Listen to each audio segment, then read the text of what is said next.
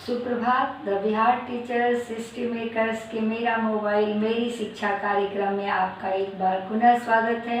मैं डॉक्टर अर्चना राय उपस्थित हूँ अपनी कक्षा में। उसने कहा था शीर्षक कहानी के सारांश के साथ। पिछले वीडियो में हम लोग उसने कहा था शीर्षक कहानी के लेखक चंद्रधर शर्मा गुलेरी की जीवनी अर्थात लेखक परिचय को देखे थे।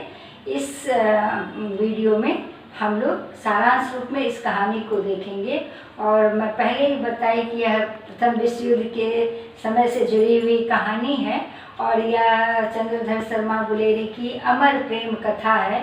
इसमें प्रेम की शुभता की विवृत्ति हुई है और प्राणोत्सर्ग से इसकी महत्ता का निरूपण हुआ है। इस कहानी में प्रेम के त्याग, बलिदान और निस्वार्थ प्यार को दिखाया गया है और हमें प्रेरित भी किया गया है कि प्रेम का एक्चुअल मीनिंग क्या है, प्रेम कहते किसको हैं, इस चीज़ को लेखक ने दर्शाने का प्रयास किया है।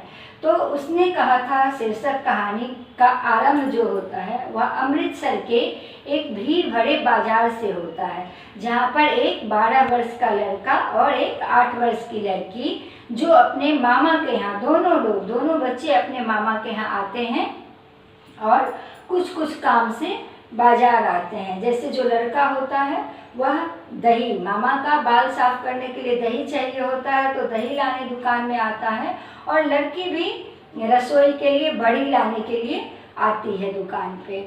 तो रास्ते में जब ये दोनों आ रहे होते हैं तो लड़की तांगे, बम्बू कार्ट इसमें लिखा है। बम्बू कार्ट का मतलब तांगा वाला जो घोड़ा होता है, टमटम जिसको बोला जाता है आम बोलचाल की भाषा में, तो वहाँ पे पहले चला करता था। अब तो कहीं यह दिखाई नहीं पड़ेगा, पर ये कहानी उस समय की है। उस समय बम्बू काट चला करता था। तो लड़की चलते चलते क्या होता है, बम्बू काट के उसमें बीच में आ जाती है और लड़का बिना जान पहचान के, बिना किसी भी संकोच के अपने जान पे खेल के उस लड़की को बचा देता है और लड़की को दुकान के तख्त पे रख देता है उठाकर, और खुद तांगे के नीचे आ जाता है और बचते बचाते दोनों दुकान में पहुंच जाते हैं। तो कहानी का आरंभ इस तरह से होता है कि एक लड़की का प्राण बचाने के लिए जो बच्चा होता है, लड़का होता है, उसने बिना जान पहचान के कुछ भी नहीं देखा, कुछ नहीं सोचा, बस दोनों उस लड़की का प्राण बचाया और खुद भी बचते बचाते दुकान पे आ गया। तो इस कहानी का जो आरंभ होता है यहीं से होता है कि दो अननोन बच्चे होते हैं, दोनों एक दूसरे को नहीं जानते हैं, दोनों उस शहर को भी नहीं जानते हैं, अपने मामा के यहाँ आए हुए होते हैं। लड़का गुरु बाजार में रहता है और लड़की भी अपने मामा के यहाँ, अतरा सिंह उनके मामा का नाम है, वहाँ रहती है और दोनों कुछ सामान लाने के लिए मार्केट में आते हैं और इस तरह से दोनों का मिलन होता है। वे दोनों सामान खरीदते हैं और साथ साथ निकलने लगते हैं अपने अपने घर की ओर। तो रास्ते में लड़का पूछता है तेरी कुरमाई हो गई है, लड़की धत करके शर्मा के भाग जाती है। सिलसिला ऐसे आरंभ होता है कि दोनों जब भी सामान लेने के लिए निकलते हैं, कभी सब्जी वाले दुकान पे, कभी दूध वाले दुकान पे, जहाँ भी निकलते हैं अक्सर एक दूसरे से टकरा जाया करते थे, मिल जाया करते थे और फिर रास्ते में जाते हुए साथ हो जाते थे। तो लड़का का डेली यही रूटीन था, पूछता था तेरी कुरमाई हो गई है, अर्थात तुम्हारी सगाई हो गई है। तो लड़की धत करके भाग जाती थी। लड़की के कहने का यह सेंस था कि अरे अभी मेरी क्या उम्र कुरमाई की है, सगाई की है, छोटी बच्ची हूँ मैं, कहकर भाग जाती थी। एक दिन फिर ऐसे ही मिला लड़का और सामान लेके लौटते समय लड़की से पूछता है तेरी कुरमाई हो गई है। तो इस पर लड़की भागती नहीं है और साहस के साथ जवाब देती है, देखते नहीं ये रेशमी दुपट्टा जो है कढ़ाई किया हुआ, तो मेरी सगाई हो चुकी है।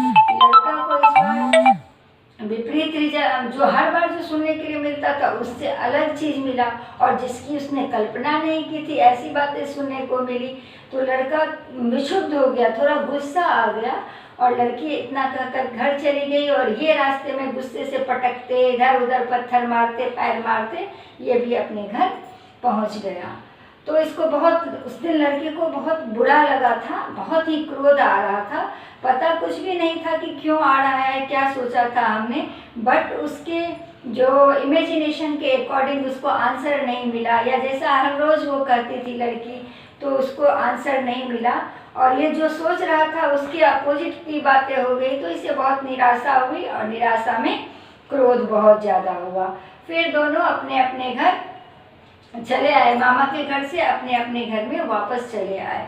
फिर क्या होता है कि दोनों का मिलन होता है बहुत दिन के बाद, जब लड़की की शादी हो जाती है, एक सूबेदार होता है उसके साथ, और ये भी जो लड़का जो होता है लहना सिंह इसका नाम होता है, ये भी फौज में भर्ती होता है। प्रथम विश्व युद्ध के समय में ब्रिटेन के तरफ से लड़े थे ना हमारे देश के जो जवान थे, तो ये ब्रिटेन के उसमें शामिल हो जाता है भारतीय फौज में, और ब्रिटेन की तरफ से विश्व युद्ध में लड़ने जाता है। और जो लड़की होती है जो मिला करती थी उसकी भी शादी होती है एक फौजी से ही, जो जमादार होता है, तो उसका नाम होता है हजारा सिंह।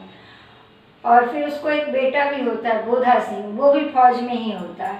तो जब ये प्रथम विश्व युद्ध के समय सब जा रहे होते हैं तो उस समय मुलाकात होती है हजारा सिंह से, किसकी? लहना सिंह की। तो लहना सिंह को अपने घर जाने के लिए बोलता है। तो जब लहना सिंह घर जाता है तो सूबेदार हजारा सिंह की जो पत्नी थी वह देखती है इस लड़के को, अर्थात लहना सिंह को, वो पहचान लेती है, अरे यह तो वही लड़का है जिसने मुझे 8 वर्ष की उम्र में तांगा के नीचे से बचाया था। और लहना सिंह ना ठीक से देखता है ना पहचान पाता है। तो जो लड़की होती है वह बोलती है अपने हस्बैंड से, सूबेदार हजारा सिंह से, कि इस आदमी से मुझे मिलना है। तो फिर मिलती है और उसको बोलती है तुम मुझे पहचाने? तो लड़का कुछ नहीं बोलता है। तो लड़की बोलती है मैं वही लड़की हूँ जो तुमको मिला करती थी मार्केट में जब हम लोग मामा के यहाँ गए थे। सारा कहानी पीछे का जो प्रीवियस कहानी सब है, तो लड़की इसको बताते हैं लहना सिंह को। और फिर लहना सिंह को बोलती है कि मुझे बहुत बच्चा 3-4 बच्चा हुआ, सब के सब खत्म हो गए। यह बोधा सिंह है और ये मेरे पति हजारा सिंह, दोनों ही फौज में है। तो तुम जिस तरह से बिना मुझे जाने, बिना मुझे पहचाने तांगे के नीचे से मेरे प्राण बचाए थे, मेरी रक्षा की थी अपने प्राण पे खेल के, तो आंचल फैला के मैं तुमसे भीख मांगती हूँ कि ये जो प्रथम विश्व युद्ध में तुम लोग जा रहे हो, लड़ने जो जा रहे हो ब्रिटेन की तरफ से, तो उसमें मेरे पति और मेरे बेटे का तुम ध्यान रखना, मुझे भिक्षा दे दो, इसकी ज़िंदगी मेरी झोली में डाल दो। इतना कहती है लड़की, और फिर दोनों अपने अपने जगह पे आ जाते हैं। और फिर कहानी बहुत लंबी है, तो फिर अगले वीडियो में मैं आपको आगे बताऊंगी कि इसके आगे क्या हुआ। तब तक आप इतना समझिए और नाम याद रखिए। और ये किताब में देखिए कितनी लंबी कहानी है, 3, 4, 5 पार्ट में है ये कहानी। तो आप लोग पढ़ लीजिएगा इसको, ये बहुत ही रोचक कहानी है। और एक बार पढ़ लीजिएगा तो आप ज़िंदगी में नहीं भूलिएगा। इतनी अच्छी कहानी है और इतने अच्छे तरीके से लेखक चंद्रधर शर्मा गुलेरी ने इसको लिखा है।